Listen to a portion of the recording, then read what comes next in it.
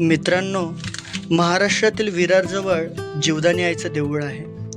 त्या ठिकाणी आई नेमकी कधी आणि कोणत्या रूपात आली याचा फारसा उल्लेख पुराणात सापडत नाही. परंतु एक अशी आख्यायिका आहे की एक अस्पृश्य गुराखी भगवती मातेचा असीम भक्त होता. एके दिवशी त्याला डोंगर पायथ्याशी एक गाय चरत असताना दिसते. ती चरत चरत डोंगरावर जाते. तो तिच्या पाठीमागे जातो तर तिथे त्याला एक सुंदर स्त्री दिसते. तो तिला विचारतो की ही गाय तुमची आहे काय? त्यावर ती हो असं म्हणते.